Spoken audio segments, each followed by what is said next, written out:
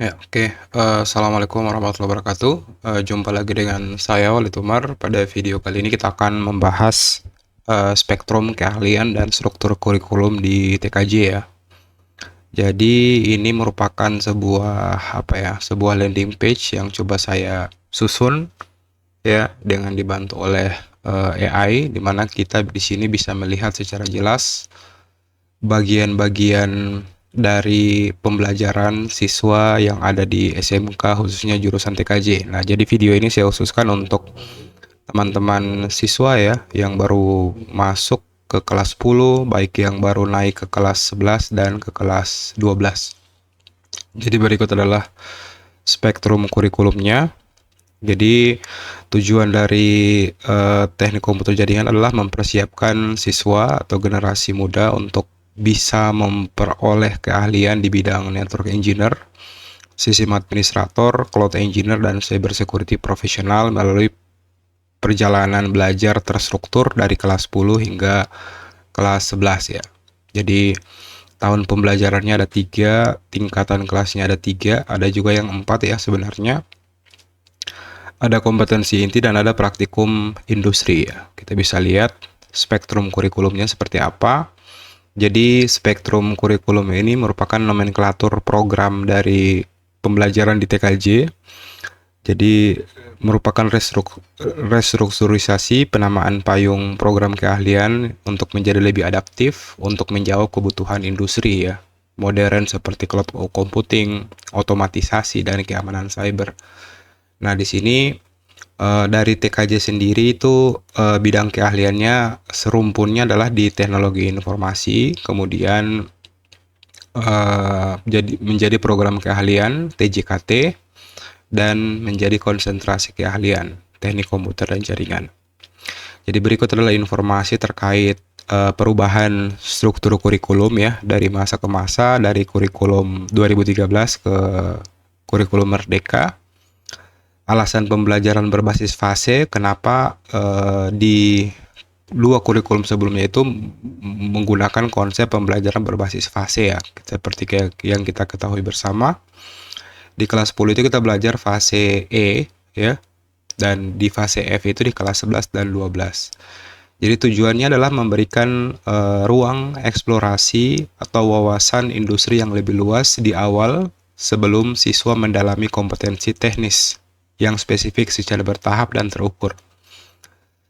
Selanjutnya kita bahas terkait materinya ya. Jadi peta jalurnya di kelas 10 siswa akan diajarkan terkait, atau adik-adik sekalian yang baru masuk jurusan TKJ akan belajar terkait pondasi TI, teknologi informasi dan telekomunikasi, membahas terkait wawasan industri, ada juga belajar terkait K3LH dan pengenalan perangkat keras jaringan dasar. Nah, selanjutnya di kelas 11 itu ada pendalaman 5 kompetensi inti, ada perencanaan jaringan, teknologi kabel dan nirkabel, konfigurasi perangkat, keamanan, dan administrasi sistem. Nah, di kelas 12 mereka akan belajar melakukan integrasi infrastruktur enterprise, proyek kreatif kewirausahaan, dan praktik kerja lapangan ya, persiapan untuk sertifikasi industri. Dan di dunia kerja harapannya mereka bisa siap untuk berkarir di bidang-bidang sesuai dengan tujuan awal ya. Jadi mereka siap berkarir di network engineer, siap menjadi seorang cloud engineer, cyber security analyst, ataupun melanjutkan studi di bidang teknologi informasi dan komunikasi. Adapun fondasi di sini dibahas detail ya, ada kelas 10, kelas 11, dan kelas 12. Nah, kita mulai dari kelas 10. Jadi ini merupakan sebuah fondasi terkait TIK ya, 6 materi pokok yang membekali siswa dalam wawasan industri, keselamatan kerja, dan fondasi perangkat jaringan sebelum memasuki mapel konsentrasi ya. Jadi totalnya ada 6 materi yang harus dipelajari oleh siswa atau yang harus diajarkan oleh Bapak dan Ibu guru. Yang pertama, proses bisnis TKJ, memahami alur industri jaringan seperti ISP, data center, dan dari hulu ke hilir. Jadi itu yang harus diajarkan. Yang kedua adalah perkembangan teknologi dan isu global, wawasan cloud computing, IoT, cyber security, IP versi 6, FTTH, dan lain sebagainya. Selanjutnya mereka harus tahu juga terkait profesi dan pekerjaan ya yang nantinya akan mereka tekuni hingga peluang untuk menjadi seorang teknopreneur ya. Terus materi keempat itu ada K3LH dan budaya kerja. Jadi mereka harus belajar terkait keselamatan kerja K3LH, penanganan listrik, penanganan jaringan, dan SOP agar pekerjaan mereka menjadi aman. Nah, di materi kelima dan keenam sudah mulai mengupas terkait TKJ itu sendiri. Mereka akan dikenalkan terkait perangkat-perangkat jaringan, ada router, ada switch, ada hub, ada access point, dan ada pengkabelan UTP. Dan di materi keenam adalah media transmisi dan alat ukur jaringan, karakteristik media transmisi dan penggunaan LAN tester, multimeter, OPM kalau pakai fiber optik, dan ada OLS. Nah, selanjutnya kita berpindah ke kelas 11, yaitu pendalaman, di mana di sini dibagi menjadi 5 materi. Jadi 5 elemen kompetensi ini diintegrasikan melalui pendekatan PJBL ya, Project Based Learning. Jadi kita bisa melihat ya secara detail kompetensi-kompetensi apa yang harus diajarkan dan harus dikuasai oleh peserta didik. Yang pertama ada perencanaan jaringan. Jadi mengajarkan siswa merancang arsitektur jaringan mulai dari nol, mendesain topologi, baik itu topologi tree, star, dan mesh, dapat melakukan perhitungan terkait estimasi kebutuhan perangkat jaringan dan biaya, hingga perhitungan pengelamatan IP yang efisien ya menggunakan CIDR dan VLSM, segmentasi jaringan melalui VLAN yang juga diperkenalkan untuk mengelola lalu lintas data secara logis. Dan tujuannya adalah siswa dapat merancang topologi, menghitung kebutuhan perangkat dan estimasi biaya, melakukan subnetting, merancang segmentasi jaringan menggunakan VLAN, dan berikut adalah materi-materi pokoknya ya. Cukup banyak, cukup padat ya materi-materinya. Ada topologi jaringan, ada estimasi kebutuhan, ada IP versi 4, IP versi 6, ada CIDR, ada VLSM, dan ada VLAN ya. Dan di sini ada studi kasus, praktikumnya apa saja. Praktikumnya mendesain topologi jaringan kantor menggunakan Cisco atau GNS3, simulasi jaringan skala menengah dengan menggunakan GNS3, perhitungan manual alokasi subnet VLSM per departemen, konfigurasi VLAN dasar pada switch simulasi, dan software yang umumnya digunakan adalah Cisco Packet Tracer dan GNS3. Ya, jadi kita bisa lihat saja ya, cukup detail pembahasannya melalui landing page ini, dan semoga landing page ini dapat menjadi acuan bagi saya pribadi dan rekan-rekan guru dan siswa dalam melaksanakan proses pembelajaran di kelas.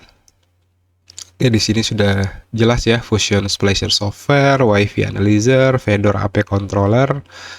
Terus di materi konfigurasi perangkat jaringan itu akan sudah mulai menggunakan Winbox ya, MikroTik Router OS, menggunakan Cisco Packet Tracer. Dan berikut tujuan pembelajarannya, materi-materi pokok yang harus dikuasai oleh peserta didik. Ada juga keamanan jaringan, ada belajar IDS, IPS, ada network hardening, ada VPN ya, akan dipelajarkan terkait OpenVPN, Wireshark, dan tool-tool lainnya ya, tool-tool keamanan, dan ada administrasi sistem. Nah, di sini siswa akan belajar terkait Linux, instalasi Linux, menginstal service-service. Software yang akan digunakan itu ada Debian Server, ada Ubuntu Server, ada Apache, ada MariaDB, dan ada Docker. Jadi di kelas 11 itu siswa lebih sibuk ya, materinya lebih padat ya, yang harus dikuasai dan harus dipelajari oleh peserta didik. Selanjutnya kita ke kelas 12, di mana di tahun akhir siswa mengkonsolidasikan seluruh kompetensi ke dalam infrastruktur skala enterprise, proyek kewirausahaan, pengalaman kerja nyata, dan kesiapan untuk menghadapi sertifikasi industri.